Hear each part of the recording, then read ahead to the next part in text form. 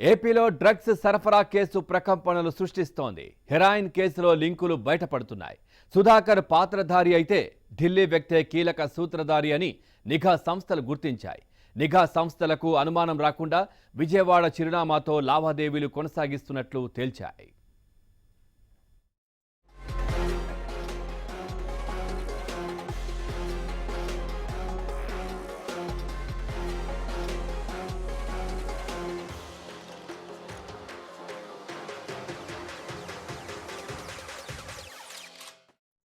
ఆఫ్ఘనిస్తాన్ నుంచి ఇరాన్ మీదుగా భారత్లోకి హెరాయిన్ వస్తున్నట్లు గుర్తించారు. తూర్పు గోదావరి జిల్లా ద్వారంపూడి గ్రామానికి చెందిన సుధాకర్ తన భార్య పేరిట ఆషీ ట్రేడింగ్ కంపెనీ రిజిస్టర్ చేశారు. ఈ కంపెనీ పేరుతో మాదక ద్రవ్యాలు సరఫరా జరుగుతున్నట్లు దర్యాప్తులో తెలుస్తోంది.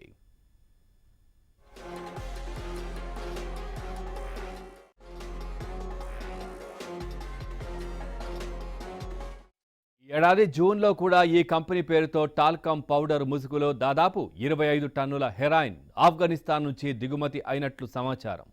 కాకినాడ పోర్టు ద్వారా ఢిల్లీ సహా దేశంలోని ఇతర ప్రాంతాలకు తరలిపోయినట్లు నిఘాలో గుర్తించారంటున్నారు.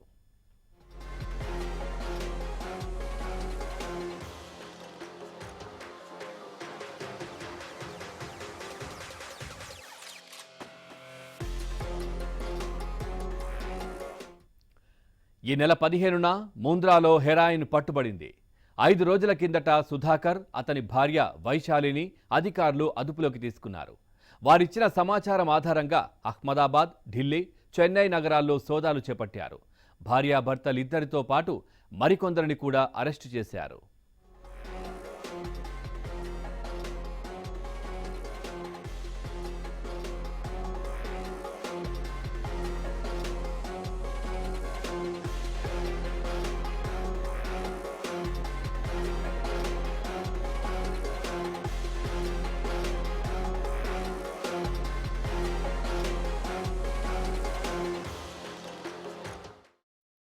సుధాకర్ కొన్నాళ్లు విశాఖపట్నంలో ఉద్యోగం చేశారు. ఇప్పుడు 8 ఏళ్లుగా చెన్నైలో సుధాకర్ నివాసం ఉంటున్నారు.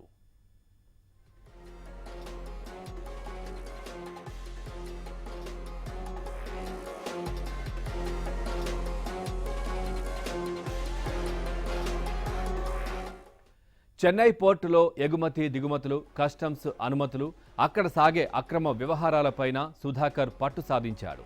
మాదక ద్రవ్యాల ముఠాలతో పరిచయం పెంచుకున్నాడు.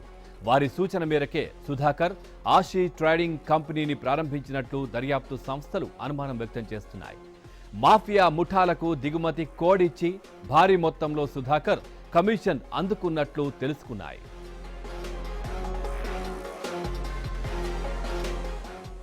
ఇదే విషయానికి సంబంధించి పూర్తి సమాచారాన్ని మా ఏపీ బ్యూరో చీఫ్ రామారావు అడిగి తెలుసుకుందాం. రామారావు, దీనికి సంబంధించి అప్డేట్స్ ఏంటి? పవన్, డ్రగ్స్ వ్యవహారానికి సంబంధించి తీగలాగితే డొంకంతా బయటపడుతోంది. ప్రధానంగా సుధాకర్ ఎవరైతే ఉన్నారో ఈ డ్రగ్స్ కేసులో విజయవాడలో ఆషీ ట్రేడింగ్ కంపెనీని ఏర్పాటు చేసి చెన్నై కేంద్రంగా కార్యకలాపాలు కొనసాగిస్తున్నారు. అతనికి సంబంధించి డిఆర్ఐ అధికారులు పూర్తి స్థాయిలో దర్యాప్తు నిర్వహిస్తున్నారు. ఇతను గతంలో చెన్నైలో ఒక సిమెంట్ కంపెనీలో పనిచేసే సమయంలో అతను లాజిస్టిక్స్ మేనేజర్ గా customs handling, trucking, steamer agency business, container freight stations తదితర కార్యకలాపాలు నిర్వహించారని చెప్పి డిఆర్ఐ అధికారుల దర్యాప్తులో తేలింది. చెన్నై పోర్టులో ఎగుమతి దిగుమతులు, కస్టమ్స్ అనుమతులతో పాటు అక్కడ సాగే అక్రమ వ్యవహారాలపైన కూడా అతనికి ఒక అవగాహన ఉందని చెప్పి ఈ క్రమంలోనే అతనికి డ్రగ్స్ సరఫరా చేసే ముఠాతో పరిచయాలు ఏర్పడినట్టుగా కూడా డిఆర్ఐ అధికారుల దర్యాప్తులో తేలిందని చెప్తున్నారు. ఈ నేపథ్యంలోనే సుధాకర్ ఆషీ ట్రేడింగ్ కంపెనీని వాళ్ల సూచన మేరకే విజయవాడలో ఏర్పాటు చేసి అక్కడ చెన్నైలో ఉన్న డిఆర్ఐ అధికారులకు కానీ నార్కోటిక్స్ డ్రగ్స్ కంట్రోల్ బ్యూరో కానీ అనుమానం రాకుండా విజయవాడలో ఏర్పాటు చేసి జిఎస్టీ లైసెన్స్ పేరు మీద అక్కడ వ్యాపారం చేస్తున్నారు అని చెప్పి తేలింది. పైగా చెన్నైలో వీళ్ళు ఉంటూ గుజరాత్ లోని ఆఫ్ఘనిస్తాన్ నుంచి ఇరాన్ మీదుగా గుజరాత్ లో ఉన్న పోర్టుకు తీసుకువచ్చి ఆ డ్రగ్స్ అక్కడి నుంచి నేరుగా ఢిల్లీలో ఉండే కులదీప్ సింగ్ పంపిస్తున్నారు అని కూడా సమాచారం అందింది. ఈ మేరకు మొత్తం కూడా డిఆర్ఐ అధికారులు దర్యాప్తు చేస్తున్నారు. అయితే పవన్, దీంతో పాటు ఈ ఆషీ ట్రేడర్స్ కు సంబంధించిన వ్యవహారాన్ని దర్యాప్తు చేస్తున్న క్రమంలోనే అధికారులకు మరిన్ని కొత్త విషయాలు వెలుగులోకి వచ్చాయి. గత ఈ ఏడాది జూన్ 19వ తేదీని కూడా ఓ కన్సైన్మెంట్ గుజరాత్ పోర్టుకు వచ్చింది అని చెప్పి కూడా వే బిల్లుల ఆధారంగా తేలింది. ఇప్పుడు వే బిల్లులు కూడా ఏబిఎన్ చేతికి చిక్కాయి. ఈ వే బిల్లుల ఆధారంగా కూడా ఇప్పుడు డిఆర్ఐ అధికారులు, అదేవిధంగా నార్కోటిక్స్ డ్రగ్ కంట్రోల్ బ్యూరో వాళ్ళు కూడా దర్యాప్తు చేస్తున్నారు. ఈ దర్యాప్తులో భాగంగానే జూన్ 19వ తేదీన 24 టన్నుల సంబంధించిన టాల్కమ్ పౌడరు ఢిల్లీకి కులదీప్ సింగ్ పేరిట వెళ్ళినట్టు కూడా తేలింది. కులదీప్ సింగ్ కు మాత్రం జిఎస్టీ లైసెన్స్ లేదు అని చెప్పి అధికారులు తేల్చారు. కేవలం విజయవాడలో ఉండే ఈ ఆషి సిస్టమ్స్ పేరు మీదనే ఈ జిఎస్టీ లైసెన్స్ ను ఉపయోగించుకొని ఈ మొత్తాన్ని కూడా గుజరాత్ నుంచి ఢిల్లీకి తరలించారు అని చెప్పి తేలింది. ఇందులో టాల్కమ్ పౌడర్ కాకుండా హెరాయిన్ ఉంటే మాత్రం ఇది సుమారు 72,000 కోట్ల రూపాయలు విలువ చేస్తుంది అని కూడా డిఆర్ఐ అధికారులు అంచనా వేస్తున్నారు. అయితే ఈ నెల జూన్ 19వ తేదీన వెళ్ళిన కన్సైన్మెంట్ లో హెరాయిన్ ఉందా లేక టాల్కమ్ పౌడర్ ఉందా, టాల్కమ్ పౌడర్ ముసుగులో వేరే డ్రగ్స్ ఏమైనా సరే సరఫరా చేస్తున్నారా అని చెప్పి ఇప్పుడు అనుమానాలు మరింత బలపడుతున్నాయి. ఎందుకంటే 3 రోజుల క్రితం గుజరాత్ లో ఉన్న పోర్టులో బయటపడిన టాల్కమ్ పౌడర్ ముసుగులో ఉన్న హెరాయిన్ నేపథ్యంలో ఈ ఏడాది జూన్ 19వ తేదీన వచ్చిన కన్సైన్మెంట్ లో ఉండే 2 కంటైనర్లలో కూడా ఈ పౌడర్ ఉంది అని చెప్పి కూడా వాళ్ళు ఆందోళన చెందుతున్నారు. ఇదంతా ఢిల్లీ నుంచి ఎక్కడికి వెళ్ళింది, ఢిల్లీలో ఎవరెవరికి సరఫరా అయింది అనేది కూడా ఇప్పుడు డిఆర్ఐ అధికారుల ప్రత్యేక బృందం ఢిల్లీలో కూడా దర్యాప్తు చేస్తుంది. చెన్నై కేంద్రంగా సాగుతున్న ఈ దర్యాప్తుకు సంబంధించి ఎప్పటికప్పుడు అప్డేట్స్ ను విజయవాడ పోలీసులు తెలుసుకుంటున్నారు. ఎందుకంటే కేవలం విజయవాడ సత్యనారాయణపురంలో ఆషి ట్రేడర్స్ పేరు మీద ఉన్న ఒక ఇంటి లైసెన్స్ మాత్రమే విజయవాడతో సంబంధాలు ఉన్నాయి అని చెప్పి Vijayawada city police commissioner Battina Srinivasulu నిన్న స్పష్టం చేశారు. ఆయన ఈ మేరకు ఒక ప్రకటన కూడా విడుదల చేశారు.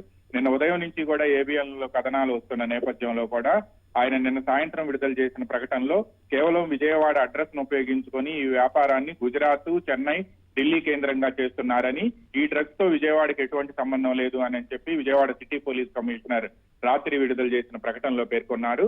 అయితే ఈ డ్రగ్స్ కు సంబంధించి డిఆర్ఐ అధికారులు చెన్నై, గుజరాత్ అంటే ఢిల్లీ ఈ 3 కేంద్రాలుగా తీవ్ర స్థాయిలో దర్యాప్తు చేస్తున్నారు. ఈ దర్యాప్తు నేపథ్యంలోని ఈ విషయాలన్నీ కూడా బహిర్గతం అవుతున్నాయి.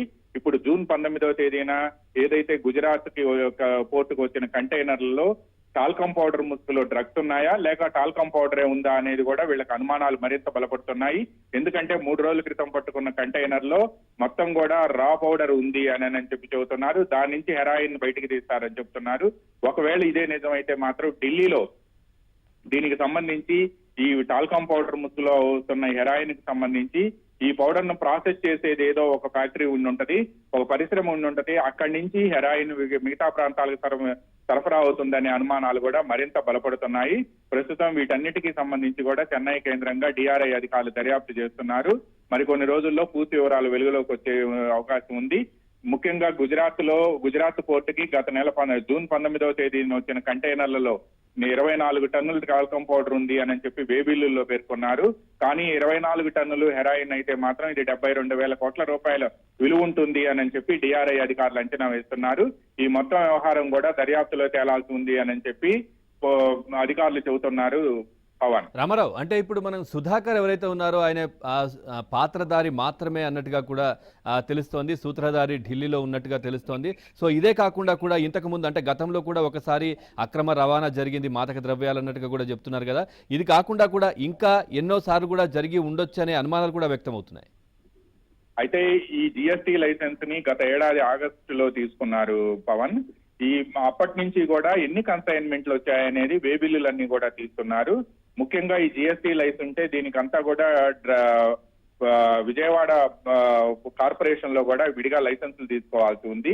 అయితే బిజినెస్ లైసెన్సులు తీసుకోవాల్సి ఉంది. అటువంటి లైసెన్స్ మాత్రం తీసుకోలేదు సుధాకర్. ఈ మొత్తం వ్యవహారంలో నిజంగా అతనికి మాదక ద్రవ్యాల ముఠాతో సంబంధం ఉందా లేక ఈ మాదక ద్రవ్యాలకు సంబంధించి అతని లైసెన్స్ ని ఆ ముఠా ఉపయోగించుకుందా? ఇతనికి తెలియక ఒకవేళ జిఎస్టీ లైసెన్స్ ను సహజంగా ఎవరైనా వస్తువులు దిగుమతి చేసుకోవాలంటే ఆ జిఎస్టీ లైసెన్స్ పేరు మీద దిగుమతి చేసుకొని దానికి సంబంధించిన వ్యవహారాలన్నీ కూడా చేస్తూ ఉంటారు.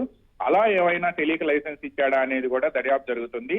కానీ ఇతని నేపథ్యం చూస్తే మాత్రం అంటే ఇతను గతంలో సిమెంట్ ప్లాంట్ లో పనిచేయటం, కార్గో వ్యవహారాలన్నీ కూడా హ్యాండిల్ చేయటం, పోర్టులో సిమెంట్ కంపెనీకి సంబంధించిన వ్యవహారాలను హ్యాండిల్ చేయటం, ఇవన్నీ కూడా అతనికి అవగాహన ఉండటంతో ఆ క్రమంలోనే అతనికి మాదక ద్రవ్యాల ముఠాతో పరిచయం ఏర్పడింది అని చెప్పి డిఆర్ఐ అధికారులు అనుమానిస్తున్నట్టు తెలిసింది. ఆ నేపథ్యంలోనే తన భార్య వైశాలి తీసుకున్న లైసెన్స్ ని ఇక్కడ విజయవాడలో అడ్రస్ పెట్టి చెన్నై కేంద్రంగా ఈ మొత్తం వ్యవహారం చేస్తున్నారు అని కూడా టీఆర్ఐ అధికారులు అనుమానిస్తున్నారు. ఈ డైరెక్టరేట్ ఆఫ్ రెవెన్యూ ఇంటెలిజెన్స్ అధికారుల అనుమానానికి కూడా బలమైన ఆధారాలు ఉన్నాయని చెప్తున్నారు. ఎందుకంటే జూన్ 19వ తేదీన వచ్చిన కన్సైన్మెంట్ కు సంబంధించి కూడా వాళ్ళు కొన్ని ఢిల్లీ ఎలా వెళ్ళింది, ఢిల్లీలో ఎవరికి వెళ్ళింది, కులదీప్ సింగ్ అనే ఆయన పేరిట వెళ్ళింది అని చెప్పి ఆ ప్రాథమిక ఆధారాలు బట్టి తెలుస్తుంది. బట్ ఈ కులదీప్ సింగ్ ఎవరు, ఇతనికి అసలు జిఎస్టీ లైసెన్స్ ఉందా అనేది కూడా వెరిఫై చేశారు. అతనికి ఎటువంటి లైసెన్స్ లేదు అని చెప్తున్నారు. అసలు కులదీప్ సింగ్ ఓన్లీ రిసీవర్ అయినా, అతని వెనుక ఇంకేదైనా ముఠా ఉందా, ఈ ఆధారాలన్నీ కూడా తేలాల్సి ఉంది. ఇవన్నీ కూడా బయటపడాల్సి ఉంది. ఇవన్నీ కూడా చాలా చిక్కులు. అదే విధంగా ఈ డ్రగ్స్ వ్యవహారంలో కూడా ఎవరైతే తెర మీద కనిపిస్తున్నారో వాళ్ళ వెనక పెద్ద ముఠాలు ఉంటాయి. వాళ్ళ దగ్గర నుంచి లింకులు ఛేదించాల్సి ఉంది. సుధాకర్ ఇప్పటి వరకు కూడా పాత్రధారి మాత్రమే, సూత్రధారులు వేరే ఒక పెద్ద ముఠా ఉంది అని చెప్పి పోలీసులు, టీఆర్ఐ అధికారులు అనుమానిస్తున్నారు.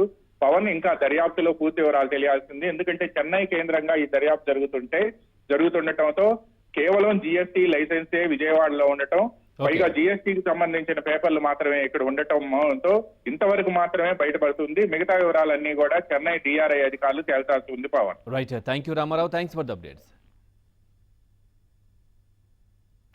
ఇక ఇప్పుడు ఒక చిన్న బ్రేక్ తీసుకుందాం. బ్రేక్ తర్వాత ఇక ఇటు స్టాక్ మార్కెట్ల పరిస్థితి ఈరోజు ఏ విధంగా ఉండబోతోంది, అంతర్జాతీయంగా కూడా ఎలాంటి పరిస్థితులు ఎదురవుతున్నాయి స్టాక్ మార్కెట్కి సంబంధించి బిజినెస్ అనలిస్ట్ చంద్రమోహన్ రెడ్డి గారు జాయిన్ అవుతారు. ఆయనతో మాట్లాడదాం. ఒక బ్రేక్